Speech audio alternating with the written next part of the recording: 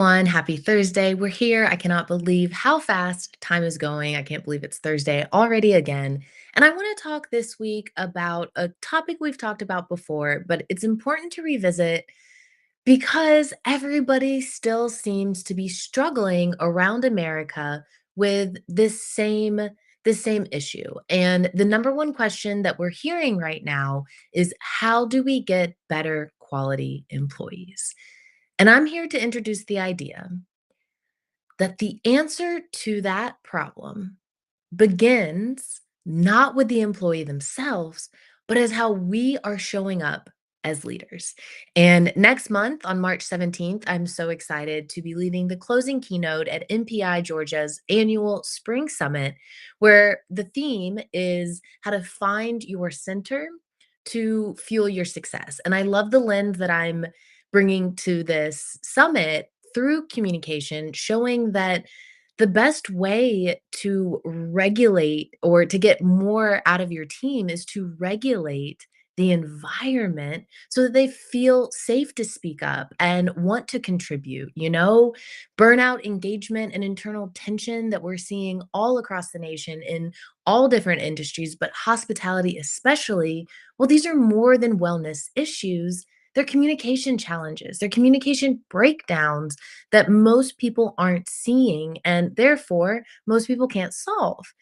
We will be talking about real world strategies and tools that you can implement immediately. And the most important part, in high stakes environments, because that is what the world of meetings and events are all about. So, everything we'll be talking about is tailored specifically for high intensity, fast paced, high pressure, high stress environments. I know this world very well. Wasn't in meetings and events, but I was in agency advertising, a industry known for being absolutely positively crazy with the stress and the urgency and changing demands and 12 different projects and a different thing every 15 minutes, switching back and forth. I mean, I get it. And, with these fast paced environments, the last thing that we want to do as leaders is to slow down and mentor somebody. I remember, thinking, like, did you just leave your brain at home today? Can you just be better? And I know that I'm not alone in these thoughts. And I know that we don't want to pause and slow down and mentor somebody. But one of the best pieces of advice that I ever got was from a manager that I was working with at the time, and I was struggling with my direct reports. And I had watched of somebody who, let's just say, had a little more than glitter in their brain, presumably, when they started, always forgetting things, dropping tasks, not connecting the dots, setting the team up for failure because of how they were showing up and communicating and leading. Well, this young employee really started to shine after a while and became an integral part of our team. So I asked her manager, "What did you do? How did you make this problem, this problem child, turn into a great employee?" And she said that she stopped the Slack, the email, any kind of text based communication, and anytime something went wrong, brought them into a one on one meeting. And I was like, girl, I do not have enough time for that. But what was revealed in these one on one meetings was that there's this invisible pressure that our direct reports were facing.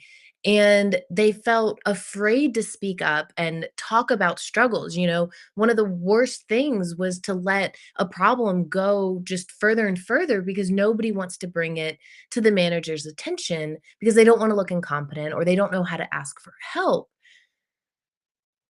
And that is what our next generation, these invisible pressures, these lack of communication skills, these social challenges. How do I bring something up? How do I speak up without being seen as an incompetent complainer?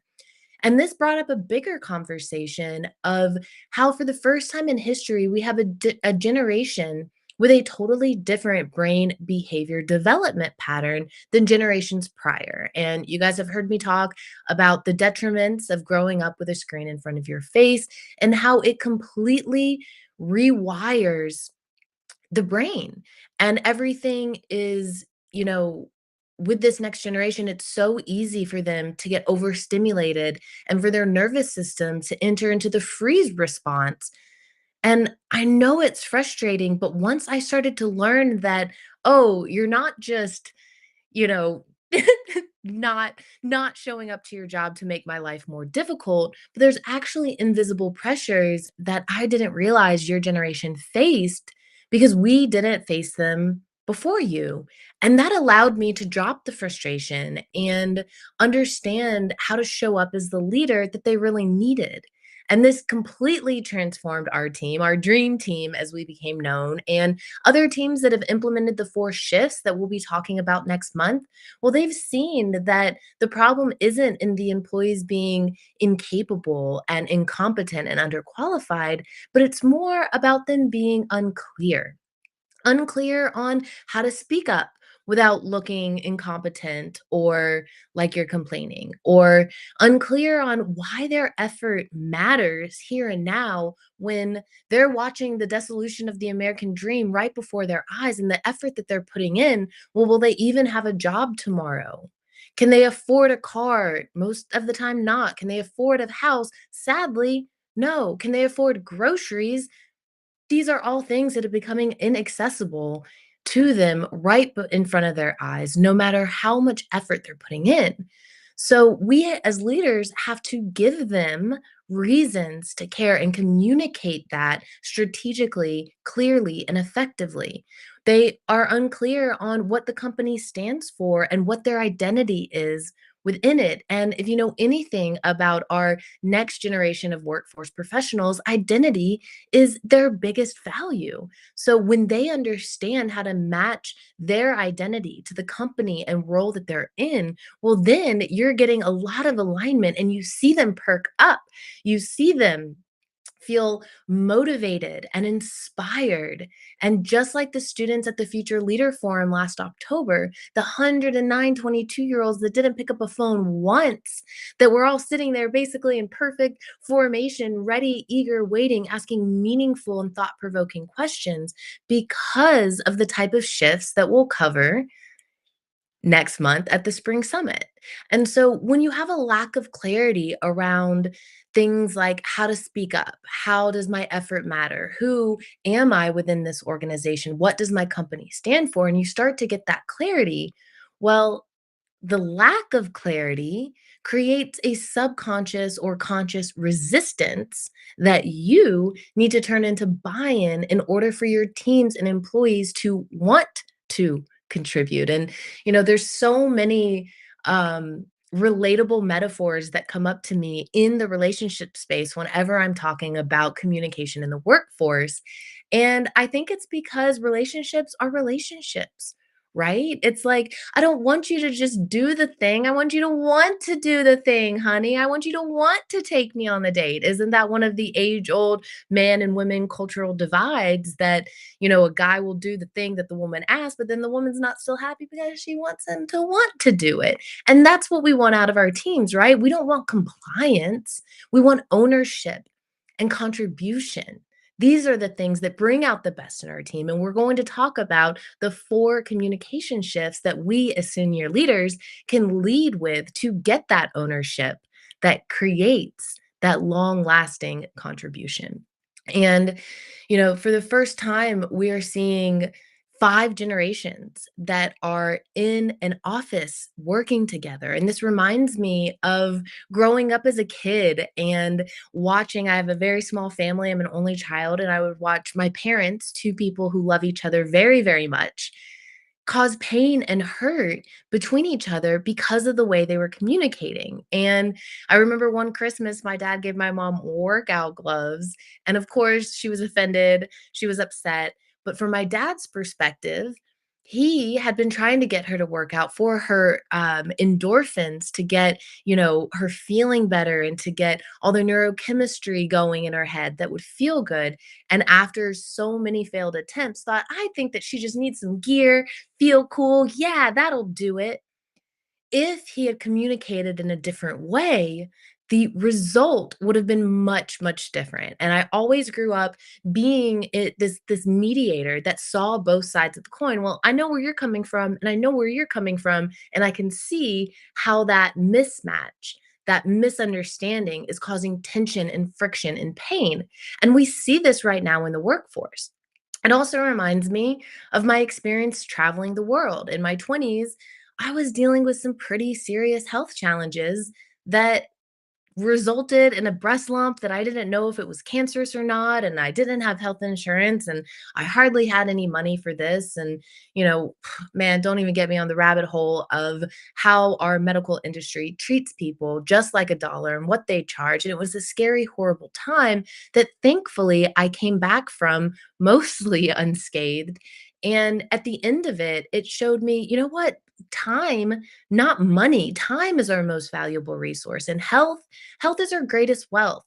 So I put tenants in my home and I sold everything I owned. And I spent the next 5 years traveling across 35 different countries. And what I saw is that cultural misunderstandings are so commonplace. And it doesn't mean that either is right or wrong, but unless you can communicate in the way that the other culture values and needs to hear, well, you're not going to get very far. Again, to use in a relationship example, think about the love languages. We know if we're communicating with acts of service and gifts, but our partner needs quality time and words of affirmation, well, the love is going to feel like it's not there. Neither person is wrong, but it's what they value and what they need to hear. And so, with five generations in the workplace, there's a lot of opportunity for cultural misunderstandings that cause tension and friction and burnout. And this is why we're seeing historic voluntary turnover. We're seeing $1 trillion lost annually in attrition.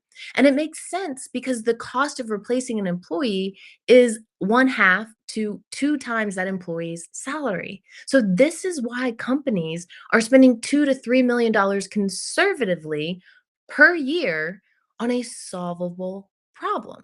And so join us next month at the MPI Georgia Annual Spring Summit because these real challenges are the kinds of issues we're going to tackle. We're going to have real solutions, real tools, and real impact. Because the reason that I do this is to make a difference. And this talk, these solutions, these tools, it's not just going to make a difference in your bottom line, which, if you're a company, I know that's the most important to you. But for me, coming from a place of purpose, it matters because we're making a difference in our nation, in our communities, because we need to stimulate the economy. And the best way to do that, to secure our future, to get rid of all the fear and worry and angst and everything that we're constantly carrying as an invisible burden all day, every day right now, is to motivate the future to want to contribute, to have ownership and belonging and identity that allows them to flourish and have loyalty and contribute and innovate and continue to help push us forward. So I'm so excited to bring this message. My name is Christy. I have a human first approach and proven experience scaling organizations, working with some of the largest organizations in the world to help them grow and make an impact on our planet. I will see you guys next week and hopefully for everybody local to Georgia next month at the Spring Summit. I'll see you guys next